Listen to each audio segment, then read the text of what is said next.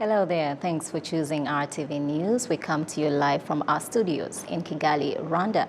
This is what we have coming up. President Paul Kagame has hosted the diplomatic community here in Rwanda to a dinner function.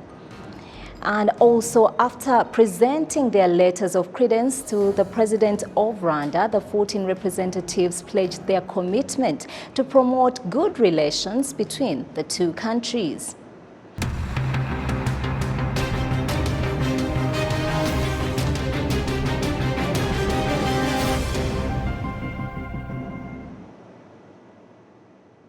Glad to have your company on RTV News. I am Isabel Masozera. Now, top of our coverage, President Paul Kagame has hosted a diplomatic dinner here in Rwanda, during which the head of state addressed those gathered, touching on a number of important issues. The following is a small portion of what he had to say. As I continue to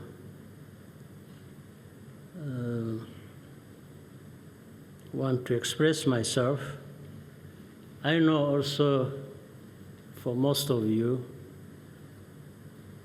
if not all,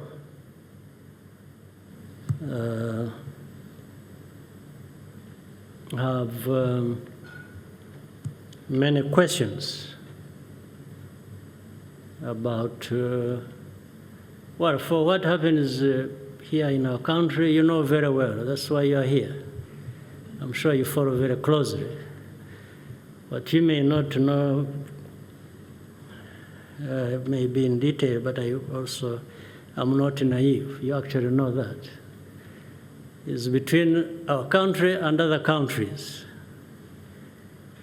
I'm saying I'm not naive because I know you have, many of you, the ambassadors here representing your countries. You have also your colleagues representing your countries in those countries that are close to us. So I'm sure you are well informed. Only, of course, the caveat here is maybe you are informed differently. The story about what is at the border, let's say, between us and Congo, has one version in Kigali and has another version in Kinshasa, depending on many things. So I'm not to go into that. But recently we had a summit in Bujumbura, Burundi. And this was to address the challenges we have in Eastern Congo and maybe Congo as a whole, but affecting all neighbors, I guess, but more the three neighbors of Congo, Uganda, Rwanda, Burundi. Again, of the three, probably affecting Rwanda more than the other two. But I don't want to raise it in that way of saying one is affected more than the other. That's not the point. I would just wish to indulge you in a different way for obvious reasons. So in our broad partnership, there are these things we have to deal with, which sometimes may even threaten what we have built over many years together with your support. Some of us have to make sure that doesn't happen. It doesn't happen here, neither do we want that to happen anywhere else where you have partnership with other people. Very thought-provoking and insightful words from President Paul Kagame. We now move on to more news. After presenting to President Paul Kagame their letters of credence to represent their countries here in Rwanda, the 14 representatives pledged their commitment to promote good relations between the two countries. Jessica Agasaro now reports. Among those who came to represent their countries, they submitted to the President of Rwanda, Paul Kagame, includes the representative of South Sudan, Simon Hwak Deng, who is based in Kampala, Uganda, and Suleiman Sani, the representative of Nigeria in Rwanda, who is based in Kigali. South Sudan and Rwanda share a lot of things in common, and it is that existing bilateral relations that we will work on, especially in the areas of agriculture, food security, and economic investment opportunities in financial sector, and skills transfer, so that we share experiences and skills between our two governments and two peoples. Nigeria and Rwanda have enjoyed cordial and warm relationship. What I intend to build upon is to make sure that from this level, I extend it to a greater level. You know, from the economic perspective to political perspective, we intend to improve on this level to a greater height. The representative of Jordan in Rwanda, Firas F. Kuri, who is based in Nairobi, Kenya, with William Alexander MacDonald, the representative of Barbados, who is also based in Nairobi. This relation is a strategic relation between our two countries, has been lifted up since the relation started with between His Majesty the King and President Kagame, and everybody knows that President Kagame has been to Jordan many times. Looking forward to have His Majesty coming to Rwanda anytime soon. We are going to, in my capacity as ambassador accredited non-resident to Rwanda, I'll be working very hard to strengthen this relation more and more. There's a road tennis court just outside here, and road tennis is our gift to the people of Rwanda. It's a sport that was developed in Barbados, and the people of Rwanda seem to have taken it on very well. I think we still have a few things that we can teach them competitively, but I'm told that the Rwandans are getting very, very good. You know, they're a very athletic nation, so I'm told that they're becoming very, very good at road tennis, and we're concerned, but I think we can still take you. Finland and Portugal are the two of the 14 countries that have sent women representatives. We have had rounds of bilateral consultations where we have been looking at trade issues, we have been looking at cooperation in meteorology, for example, and in some other sectors as well. We have had cooperation in the World Circular Economic Forum, which was held in this very convention center, I believe, last December, and Finland is going to have the next one in May. I am very happy that we have a dimension that is very much similar between Portugal and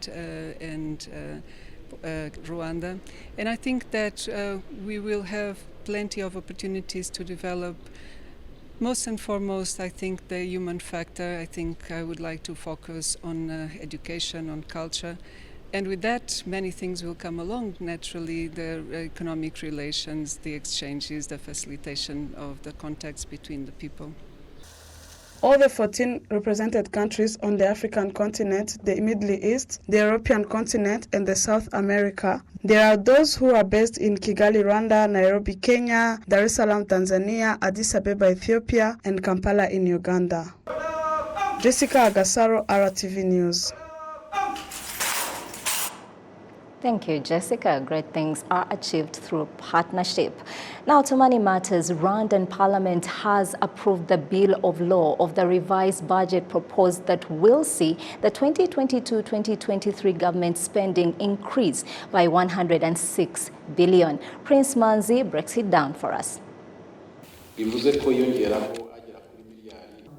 As the Minister of Finance and Economic Planning, Dr. Uziel Ndagijimana, presented the Parliament the revised budget proposal of the financial year 2022-2023, the official requested for the increase of the national budget to terminate the gaps still found in different government programs and projects. The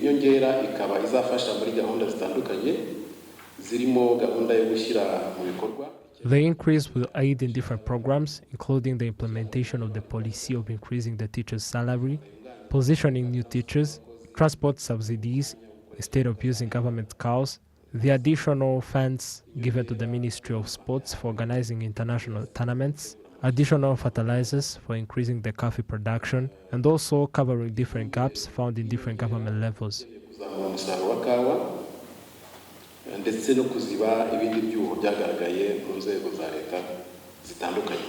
The deputies in the Rwanda parliament wanted clarity on why there was the deduction of budget on some projects and why some projects are not provided with the budget and yet it has to be. I saw that the budget of some levels was deducted. Does this mean that these levels do not need this budget in the remaining term of the financial year? Was it because of the bad planning of these levels?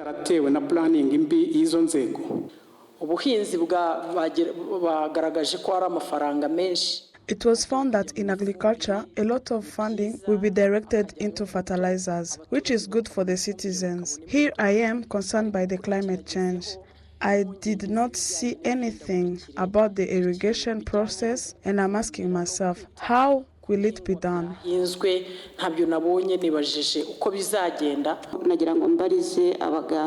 Asking on behalf of doctors if in this proposed budget they were not considered.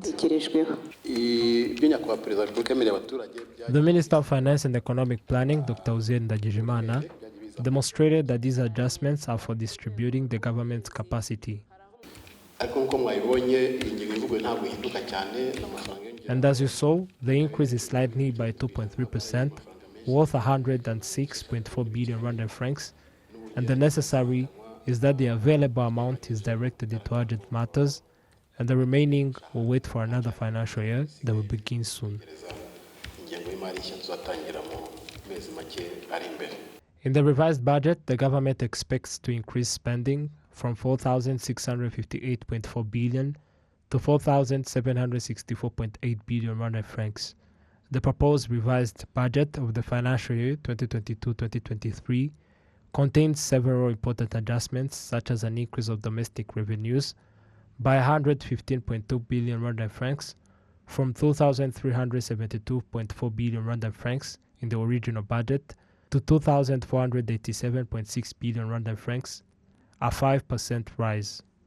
The tax revenue will increase by 113.2 billion Rwandan francs from 2,067.7 billion Rwandan francs to 2,180.9 billion Rwandan francs, representing a 5.5% increase. The non-tax revenue is expected to increase by 2 billion Rwandan francs from 304.6 billion Rwandan francs to 306.7 billion Rwandan francs, a 0.7% rise. The Ministry of Finance and Economic Planning states that the temporary statistics of the 6 months of the financial year 2022-2023 demonstrates that in the end of January 2023, the budget was generally used at a 59% rate. The development budget was used on a 57% rate, and the normal budget excluding salaries was used on a 62% rate, and the budget on salaries was used on a 56% rate. Prince Manzi, RwandaTV News. Thank you, Prince. Now, a Rwandan, Martin Ngoga, was included among the 16 observers from the English-speaking countries who will monitor the combined presidential and parliamentary elections in Nigeria on the 25th of February. Now, the group of observers from the Commonwealth member states will be led by the former president of South Africa, Thabo Mbeki, who was appointed by the Secretary General of the Commonwealth, Patricia Scotland, upon a request from the Independent Electoral Commission of Nigeria. The Commonwealth observers will be in Nigeria from the 18th of February to March the 3rd. This will be the 7th time that the Commonwealth has sent its observers to Nigerian elections since 1999. Now, 93 million eligible voters are expected to participate in Nigeria's presidential elections this month. This will be a presidential election where they will be choosing among 18 candidates who should replace the current president, Muhammadu Buhari, who has finished his second term, 10-year reign in Nigeria and cannot run for office again, according to the country's constitution. There are more than 176,846 polling stations in more than 770 districts accessible to voters. Moving on, according to BDO, an international audit and network of public accounting firm, tax and advisory firms are providing efficient and transparent audit services that can help entrepreneurs to thrive and attract investment in the country. Now, meanwhile, the BDO Global CEO is on an official visit here in Rwanda. Olive Ntete for this report. In a press conference, BDO, an international audit firm, a network of public accounting, tax and advisory firms, discussed the role of such companies in investment development. Emmanuel Habineza, the BDO Rwanda managing partner, points out that audit firms assist in the development of investments in the country. Rwanda economy is gradually opening to international by a dynamic of bringing in investors from abroad. And when you open your country to investors from abroad, means you are getting people working in from whichever country worldwide. Now, if they are able to get the same quality of service from home country to destination, it is for them a win situation and facilitating for investment. Now, we as BDO Rwanda, if we are able to offer the same quality, means the client working in from whichever country, once he sees BDO here, he's sure of getting the same quality of service as what he's getting home country. It is for him easier to invest here. On Wednesday, the BDO Global CEO partner, Pat Kramer, who is on a working visit in Rwanda, visited the Kigali Genocide Memorial at Gisozi. In a press conference, the CEO pointed out that they are working with their clients on a daily basis to help them deal with the effects of various shocks, such as the pandemic and others. When I look at what is transpiring globally, there's a tremendous amount of uncertainty. We've gone through the pandemic. There's still latent effects from the pandemic worldwide. On top of that, there's recessions that are starting to happen globally. Interest rates, cost of food, cost of fuel, all those types of things. So when I look at BDO from a global firm perspective, what we do best, the strong relationships that we have with our clients, we advise our clients on their day-to-day activities, on what they need to do to position themselves for the best possible post-pandemic recovery. BDO has been operating in Rwanda for 9 years, and it operates in 164 countries around the world. Olive Nete, RTV News. Thank you, Olive. Directors of various mining companies say they are working on how to renovate the areas that have been damaged by mining activities, but also curb soil erosion. Rwanda Mines, Petroleum and Gas Board notes that every mining company has the responsibility to employ environment protective systems, otherwise penalties will be imposed. Prince Manzi brings us more.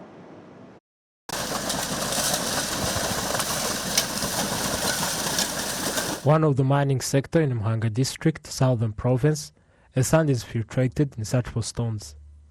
The water is recycled in this process, different from previous times.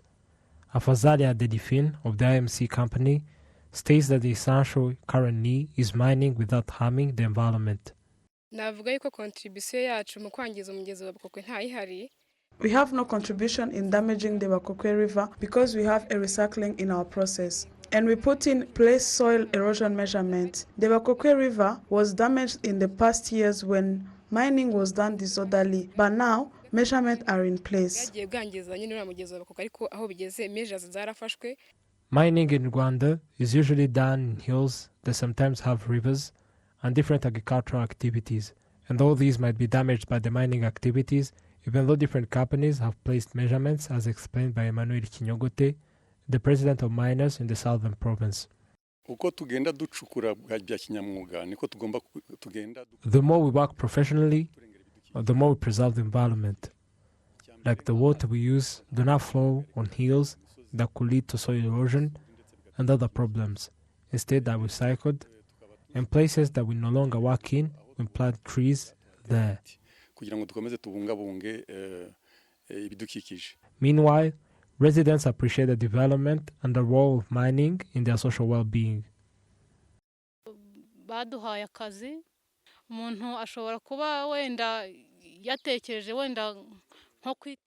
They gave us jobs. You might earn money and buy a piglet. In 6 months, it might be productive and hence the development based on where you started.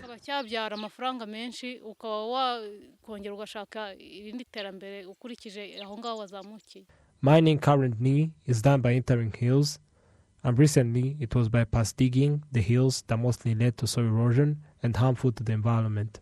The Deputy Chief Executive Officer of the Rwanda Mines Petroleum and Gas Board, Dr. Ivan Twagirashema, elaborates that this sector generates great income to the country and hence it should not damage highly, and penalties are in place for those that do otherwise.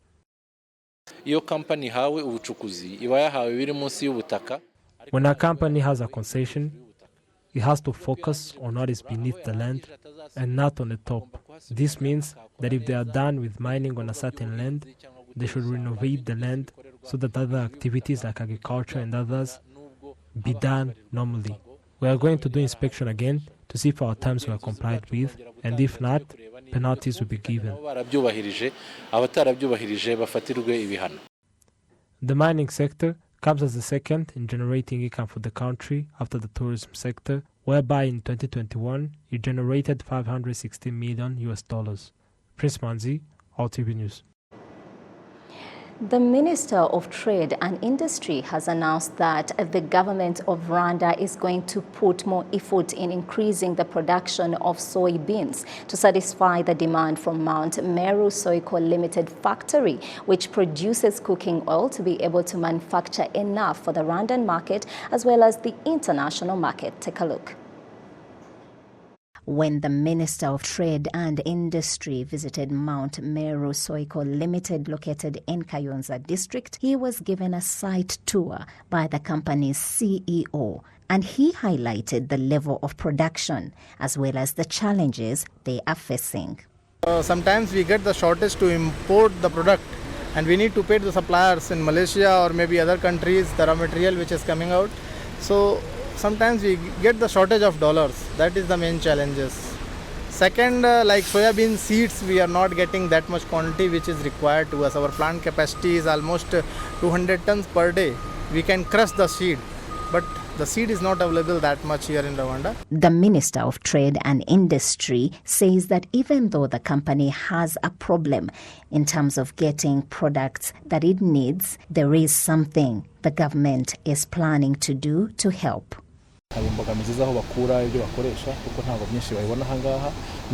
They have challenges when it comes to sourcing raw materials.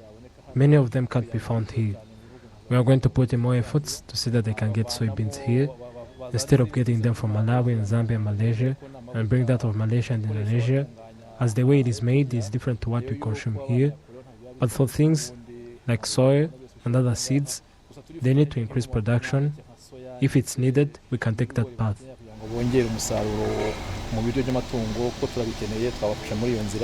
The company Mount Meru Soyco Limited started processing cooking oil in 2012. Kayonza district owns a little over 11% of the company.